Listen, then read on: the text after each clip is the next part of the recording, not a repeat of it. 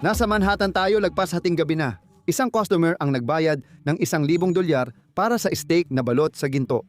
4 na waiter ang nakadiskubreng nawalan sila ng libo-libong dolyar at kinabukasan natanggal sila sa trabaho.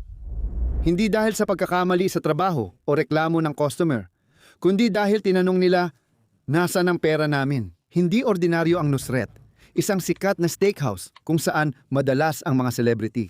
Dito, ang isang hapunan ay kasing mahal ng upa sa bahay. Ang pagbudbod ng asin ang nagdala sa isang di kilalang magkatay ng karne sa pandaigdigang kasikatan. Kilala niyo lahat ang pangalan niya. Salt Bae, ang mga viral na video, ang salamin, ang galaw ng pagbubudbod ng asin, ang ngiti niya, pero ang hindi masyadong alam ng lahat ay kung ano ang nangyayari kapag patay na ang mga kamera. Sa likod ng mga apoy, ginto, at milyong views, may mas madilim na kwentong nakatago. Kumusta? Team Entrepreneur Mindset. Sana ay ayos kayo. Tatalakayin natin kung paano ang isang apprentice na magbababoy na walang diploma ay nakabuo ng pandaigdigang imperyo at kung bakit ito biglang bumagsak sa maikling panahon. Maniwala kayo, hindi lang ito kwento ng restaurant. Isa itong leksyon tungkol sa kapangyarihan, imahe, at ang epekto kapag ito'y bumaliktad sa iyo.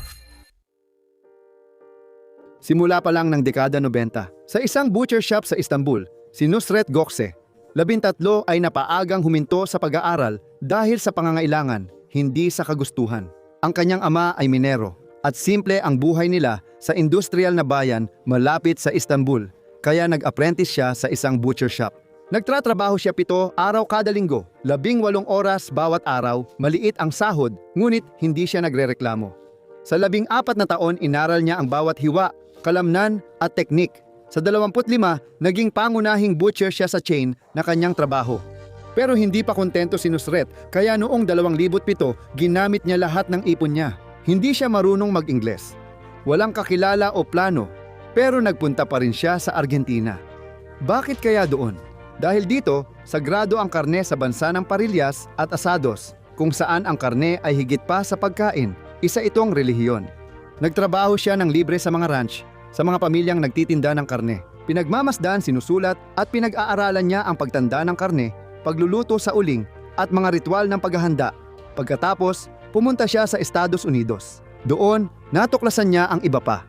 Ang kislap, ang palabas, ang presentasyon, ang American style na show. Paano gawing isang malaking kaganapan ang isang pagkain? Pagbalik niya sa Istanbul sa edad na 27, malinaw na gusto niyang hindi lang magtrabaho sa karne, kundi lumikha ng kakaibang bagay. Binuksan na niya ang kanyang unang restaurant, Nusret. Simple ang konsepto pero epektibo. Dekalidad ang karne, mahusay ang serbisyo, at higit sa lahat, tunay na palabas. Nagiging palabas ang bawat serbisyo at agad sumisikat. Nagkakaroon ng pila, bumabalik ang customer at unti-unting sumisikat si Nusret bilang destinasyon sa Istanbul. Noong 2012 nakita ng Dogos Holding, malaking konglomerato sa Turkey, ang potensyal at kinuha ang 49% bahagi sa restaurant ni Nusret. Nagsimula na ang pagpapalawak sa gitnang silangan, Dubai, Abu Dhabi, Doha, pero may kulang pa rin. At noong Enero 2017, isang simpleng 3-6 na segundong video na inilathala sa Instagram ang magbabago ng lahat. Makikita si Nusret na maingat hinihiwa ang steak habang dumudulas ang asin sa kanyang bisig at bumabagsak na parang talon sa karne.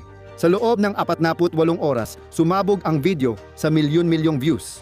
Kumalat ang hashtag na SaltBae sa Twitter, Instagram at TikTok. Nirepost ito ni Bruno Mars at shinare ni Leonardo DiCaprio.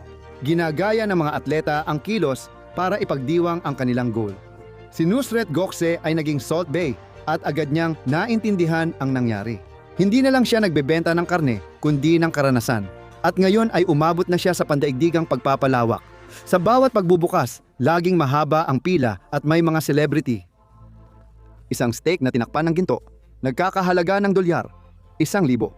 Sa London, ang restaurant ay kumita ng 7 milyong libra sa 4 na buwan at sa Dubai, mahigit 1,000 customer ang dumadayo sa ilang gabi. Noong 2019, may 22 restaurant na sa buong mundo si Salt Bae at tinatayang $80 milyong ang kanyang yaman. Sa loob lamang ng ilang taon, mula sa pagiging apprentice na magkatay ng karne, ay naging negosyante siya na namumuno sa isang pandaigdigang imperyo. Pero higit sa lahat, may naunawaan siya bago pa ang lahat. Sa panahon ng Instagram, hindi lang pagkain ang binabayaran ng tao, kundi pati karanasan at para maipakita ito. Dito, bubuuin niya ang imahe bilang henyo sa marketing, lampas sa pagiging simpleng chef.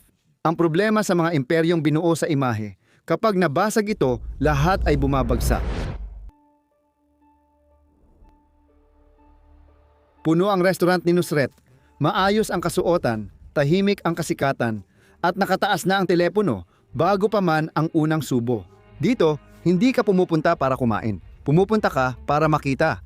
Mahal ito. Kadalasan ang hapunan para sa dalawa ay higit sa $1,500 para sa ultimate experience. Mayroon silang viral dish, steak na binalot sa ginto na umaabot ng $1,000. Hindi dahil sa karne, kundi sa kwento, karangyaan at estado. Sa kainan, may sariling koreografiya ang mga waiter. Alam nila kung kailan pumasok, sisiklab ang apoy at papalakpak ang mga customer. Gabi-gabi, dumarami ang tip. At sakto, isang araw na dumating ang kanilang lingguhang sahod, 4 na waiter ang nagsimulang magkwenta. Isang steak na nagkakahalaga ng $1,000, mga 15% na tip, ibig sabihin $150 kada mesa, imultiply mo pa sa punong kainan. At ang mga tinatayang halaga ay hindi talaga tugma sa natatanggap nila. Kaya nagtanong sila ng isang simpleng tanong sa kanilang pamunuan. Ilang tip ang nakolekta ngayong linggo? Tahimik. Humihingi sila ng detalye, ang hatian, ang mga numero, ipinakita lang sa kanila ang isang dokumento sa itaas. Isang salita lang, kumpidensyal. Ang problema, sa Estados Unidos, karapatan ng mga empleyado na malaman ang impormasyon tungkol sa mga tip na natatanggap nila. Simula noon, nagpasya silang mag-imbestiga pa. Sinuri nila ang mga numero, kinumpara ang impormasyon, inulit ang kalkulasyon, at ayon sa kanila, may ilang halaga na hindi tugma. Kinabukasan, bumilis ang lahat ng pangyayari, ipinatawag sila at sa loob lang ng ilang minuto, tapos na ang lahat. Tanggal na kayo sa trabaho. Aaminin ng mga empleyado kalaunan na ang pagtanggal sa kanila ay may kinalaman sa mga tanong nila tungkol sa mga tip. Ang pamunuan naman, magbibigay ng ibang dahilan. Isang bagay ang sigurado. Mula noon, hindi na ayos ang usapin sa kumpanya. Hindi tumigil ang 4 na lalaki at nagsampa ng reklamo. Habang nangyayari ito, walang pagbabago online. Patuloy pa rin ang post ni Salt Bae ng kilos, salamin, ngiti at milyon-milyong views. Sa likod ng kamera, nagsisimula ang proseso. Abogado, dokumento, negosasyon, at habang papalapit ang pagdinig, tumataas ang tensyon. Sa bisperas ng paglilitis, nilagdaan ang kasunduan. 230,000 ang ibinayad sa 4 na dating empleyado para maresolba ang kaso. Walang publikong paglilitis at opisyal na pag-amin ng pagkakamali na wala ang kaso sa korte pero hindi sa alaala ng tao. At simula pa lang ito, kasi noong 2022 na ulit-ulit sa restoran ni Nusret sa Miami Beach. 24 na manggagawa ang nagreklamo na hindi maayos na ipapamahagi ang automatikong 18% na serbisyo sa bawat resibo. Sa huli, ibinasura ang kaso dahil ayon sa korte, hindi sapat ang mga ebidensya para ituloy pa ito. Pero kahit na may desisyon na, tuloy pa rin ang mga testimonya. Inihalin tulad ng dating bartender sa Mykonos si Salt Bae sa diktador. Isang empleyado ang nagsabi, parang Hunger Games ang pagtatrabaho kay Nusret. Hindi mo alam kung matatanggal ka bago matapos ang shift. Gaya ng alam ninyo, si Nusret ay hindi lang restaurant. Isa itong makina ng pagkuha ng pera mula sa mga customer at pati sa mga nagpapatakbo nito.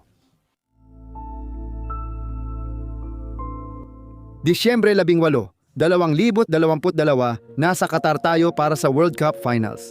Nanalo ang Argentina, umiiyak si Messi, at pinapasa ng mga manlalaro ang tropeyo. Isang makasaysayang sandali, syempre, para sa Argentina, hindi para sa akin, pero ibang kwento na yon. At biglang, sino ang lumitaw kundi si Salt Bae sa gitna mismo ng field. Sumingit siya sa pagitan ng mga manlalaro. Nilampasan ang seguridad, lumapit kay Messi at hinawakan ang braso nito. Nagpilit siya, bahagyang hinila para makuha ang atensyon niya. At sa huli, huminto si Messi. Nagposti siya sa litrato, pero halatang nagtatanong siya kung anong ginagawa ng mamang ito. Pagkatapos, kinuha ni Salt Bae ang tropeyo, hinalikan at tinaas. Problema, tanging nagwagi at opisyal ng Federasyon Internacional de Football Association lang ang pwedeng humawak ng tropeyo. Kumalat agad ang video sa buong mundo. Mabilis ang mga reaksyon. May nagsabing nakakahiya at may nagsabing nakakaawa ang nangyari. Pagsapit ng Enero 2023, dumating ang parusa. Opisyal nang ipinagbawal si Salt Bae na dumalo sa final ng cup na gaganapin sa Estados Unidos. Dating hari ng steak, ngayon persona non grata na siya. Lumalabas na rin ang mga numero. Sa parehong taon, kumita ng 11.6 milyong euro ang restaurant sa Londres, pero nagtala ng 6.38 milyong euro na pagkalugi. Sa Estados Unidos, ganoon din. Mabilis ang pagbagsak. Noong 2019, may 7 siyang restaurant. At pagdating ng 2025, 2 na lang ang natira. Sunod-sunod ang mga pagsasara. New York, Boston, Dallas, Las Vegas, Beverly Hills, mga kilalang lungsod na ngayon ay isinara para mabawasan ang pagkalugi. Sinubukan nilang gawin ang dating hindi maiisip, ilang buwan lang ang nakaraan. Isang menu na nagkakahalaga ng 300 pounds, isang matinding kaibahan kumpara noong panahong walang, as in, wala talagang, ulam na mas mababa sa 3 digit ang presyo sa mga restaurant na ito. Pero sa likod ng pagbabagong ito, nagsasalita na ang mga numero para sa kanilang sarili. Ang mga reserbang cash na ito ay babagsak sa loob ng 1 taon mula 40 milyon hanggang 67 milyon, nakatumbas ng 70% na pagbagsak sa loob lamang ng 12 buwan. Wasak na ang imahe ni Salt Bae at bumabagsak ang imperyong itinayo niya rito. Pumupunta ang mga tao para sa litrato at status, pero kapag nakakahiya na makitang kasama mo siya, nagbabago lahat. Bakit magbabayad ng $1,000 kung walang prestihiyo? Sa totoo lang, hindi ang karne ang dahilan, kundi ang prestihiyo. Kapag nawala ito, lumalakas ang batikos. Mga frozen fries, Heinz ketchup at alak na sinasabing overpriced. Hindi na sapat ang palabas, pero si Salt Bae may 53M followers pa rin. May mga restaurant na nagsasara at nalulugi dahil nakalimutan niya ang simpleng patakaran. Pwedeng magsimula ng negosyo sa ilusyon, pero hindi ito magtatagal. Sa huli, makikita ng tao ang totoong laman ng pinggan. At may ilan na nakaunawa rito sa pagbibigay ng maraming pagkain sa murang halaga.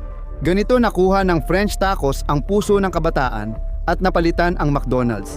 Kahit may mga bagong hamon at eskandalo na lumalabas sa video.